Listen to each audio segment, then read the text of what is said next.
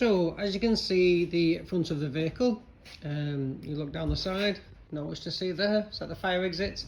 As you come round now, you can see the steel frame.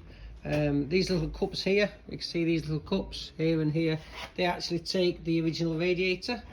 We've made them cups with just a little bit of a half piece of tube, cut in half and mounted to the front cross member. We put a good strong cross member to stop any flex, and obviously the bar at the front is what the front valance sits on, and then obviously that carries the bumper, so it has to be quite strong. As you can see, certain things are only tacked on at the minute till we get it right, but just a little bit about the steering box. So the column comes through the cab. These boxes were specially made. A big thank you to a friend of mine, Wes Grundy. The idea come from a long time ago in Autograss. We used to use a column, but I'll just explain and show you some pictures. So it goes in, it goes back down, and then there's another steering box under here, as you can see, which then rotates the steering in the correct direction, and then that goes on to the original steering rack, as you can see there. So that's a little bit about that. It looks ever so simple, it looks like it lines up ever so easy, but as I said before, there's lots and lots of thought process. So the idea behind these boxes, in here there is 3 gears. 2 of the gears have a pinion on, like any steering rack has a rack and pinion. Obviously we've only used the pinions in here. We've then had the blocks machined to take the pinions with obviously, as you can see, the grease nipple and the brass bearing, so they should last a long time, as long as they're greased and repaired. The idea for this came from a long-term project a long time ago.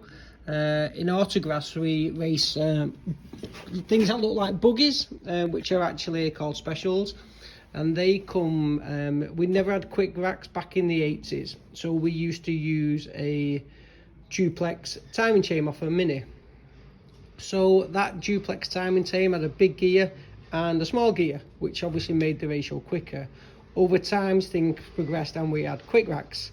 So the idea for this come from our years of Autograss racing. Obviously, like I say, we used to use a quick rack in a chain back in the 80s, and then it become a geared. But the chain idea sounds a little bit ridiculous, but actually it worked. But flipping that on its head, when we used to use the motorbike engines back in the 80s in Autograss, obviously a motorbike is on chain, we used to use a chain drive system like a motorbike. In the last probably 20 years, 15-20 years, we have now something called a drive box, which basically you put the motorbike engine backwards in a car and it runs on a drive box, a geared drive box, which is 2 gears working against each other. So the engine being in backwards then drives the other gear forwards. If you ever see Autograss or Autograss racing, many good ideas. There's a lot of good innovative people in Autograss making Autograss cars or projects. So that idea come from the geared drive box. The geared drive box then is something that shrinks the amount of size needed. If you think of the length of a chain, if you've seen an Autograss special with the drive box, you go from a chain being 12-18 inches apart to 6 inches apart. So the theory to do gears and obviously being a lot smoother, you just compact everything. So again, like I said earlier, 3 gears in a box. After all that time of how do you get that, that is dead simple. It's basically a Z shape from the bottom of the original steering column, comes down into the first steering box with the right gear ratio. The gear ratio has to be absolutely bob on or it won't work. It then goes back along into the other ratio, bearing in mind you have to make sure the gears go the right way around, otherwise you will turn left and the vehicle will turn right. And then again, as we said before, it goes on to the original steering rack, which will work with the power steering. So that's enough about the steering. I'll just show you the top arms. These are the brackets made by Jonathan, like I said, at 54 metal. The shocker bracket is bob on, it's only tacked on, but it takes the gas shocker. And like I said, Gaz have made us these one-off shockers. If you can see, it's a special type of bracket on the bottom arm. So again, thanks to Byron and the team at Gas Shockers. At Classic Panel Company, we are a Gas Shocker stockist. A bit of a tongue twister there. But again, really helpful, making one-off stuff. Really great guys down there at Gas Shocks. So again, thank you very much. So as you can see, the top brackets, they were originally cut to shape to sit along this plate, but it did leave the wheel with too much camber on. So recently we've had to cut them off and reassess where they go. Unfortunately, obviously, we cannot leave a hole that big in the chassis. So again, we spoke to Jonathan the other week, who was then, between us and Jonathan, we've designed a new bracket. So instead of having one hole in here, it will have an elongated slot. So basically, now we've got this wheel upright at 90 degrees, which is the best place to start. The bracket will firmly sit along here with the slider in. And then once, obviously, we need any wheel adjustment in the future, caster camber, not only do we have the adjustment on the bottom, which I don't know if you can see, is just down here.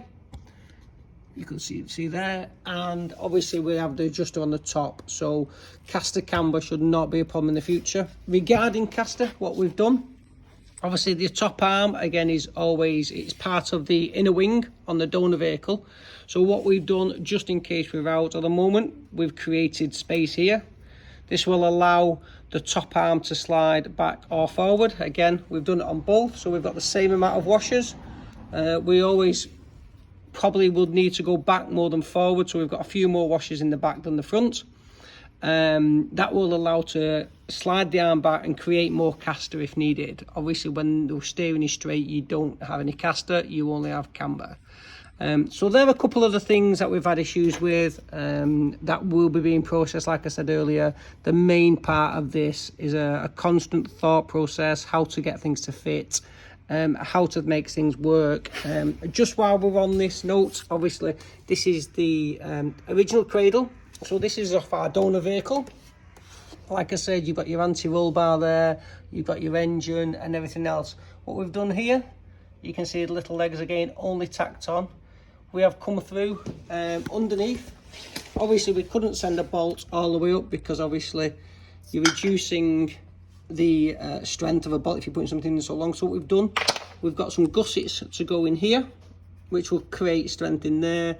That bolt straight underneath, and then obviously we've got an easy access because we can get to the nuts and bolts, same on there. So all the time we've got to think how we do the next step. It'd be easy to weld it in and it'd be totally fixed. So I'll just give you a bit of a rundown again, as we're trying to keep everything modern. We do have the doors to go on, but we've also got the modern dash setup. So the dash all comes here. It's a modern type of dash. There's our automatic transmission. Hopefully it will go in as good as can be. And we've got a nice comfy leather chair there. So hopefully once we do get around to driving it eventually, it will be all good. So on that note, we've come to the end of this video. Just like to say thank you all for listening, for watching. If you'd like our posts, like them, give us a thumbs up or the thumbs down. Any comments we're willing to take on board. But like I say, you can catch us on YouTube, you can catch us on our Facebook channel. We've got 2 Facebook pages again. We have Classic Panel Company, where you can buy all the parts. We have our website for Classic Panel Company, www.classicpanelcompany.com, and we have our CPC Restoration and Recreation page, which is where we're going to be doing all our projects. Again, we have the Mark 1 Escorts coming back from paint soon, which we'll do a video on that, and obviously the updates of your Supervan. We have all got all the wings and all the front end on, and I'm sure you can see we have a pile of parts. If we just walk over here, we have a pile of parts here: doors, wings, arches, and so much more there. So again, so back to the Supervan, and I'd just like to say from us all here at Classic Panel Company, thank you for watching. Look forward to seeing you next time.